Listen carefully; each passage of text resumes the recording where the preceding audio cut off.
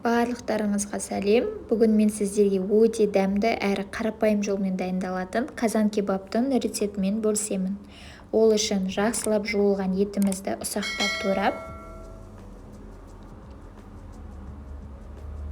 көлемін өзіңіз қалауыңыз бойынша кессеңіз болады. Негізі осылай ұсақтап туралған өте дәмдірек болады. Яблочный уксус, тұз, бұрыш, және мен ащылау болу үшін кішкене қызыл бұрыш салдым. Осылай жақсылап араластырып, холодильникке бір күнге немесе 3-4 сағатқа қойып қоямыз. Осылай суынан бөлек алып, құрғақтай басқа тарелкеге саламыз. Және де біз жуамызды ірілеу етіп, помидор, болгарский перец барлығын турап дайындап аламыз. Өз қалауыңыз бойынша морковь қоссаңыз болады, болгарский қоспасаңыз да болады. Және қызып тұрған қазанымызға майымызды құйып, ең бірінші біз картошкаларымызды қуырып аламыз. Әбден қызарғанша осылай қуырып, майымыздан аламыз. Сол майды төкпестен жуамызды қызартып жақсылап қуырып аламыз. Жуамыз қуырылып болғаннан кейін осылай етімізді салып, қызарғанша қуырып аламыз.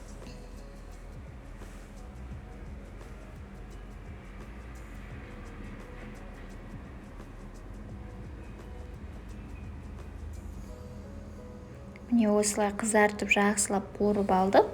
Помидор мен болгарский перецті салып, тұз, бұрышымызды тағы да саламыз.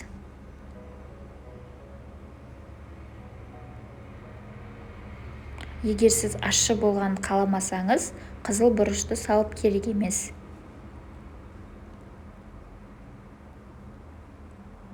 Жақсылап араластырып, қуырылған картоптарымызды саламыз. 1 стакан қайнаған суды құйып,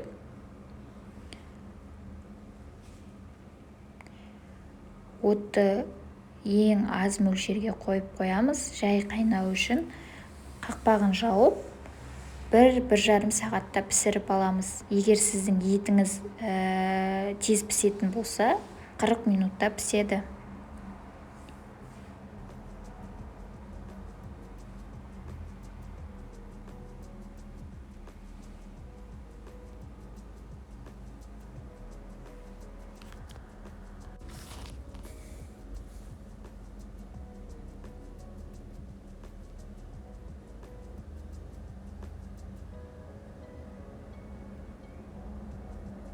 Міне біздің өте дәмді тамағымыз дайын болды. Ыдысыңызға салып ұсынсаңыздар болады.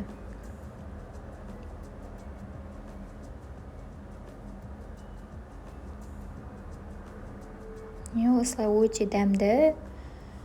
Өз қалауыңыз бойынша әртүрлі салаттар жанына қосып ұсынсаңыздар болады. Мен осылай астында қалған соғын құйып жіберемін. Нан батырып жесе өте керемет болады. Бетіне қалауыңыз бойынша осылай мен жуа қойдым. Барлықтарыңызға ас болсын. Егер де менің рецептерім сізге ұнап жатса, менің каналыма тіркеліп, лайк басып, комментарий жазуды ұмытпаңыз. Рахмет.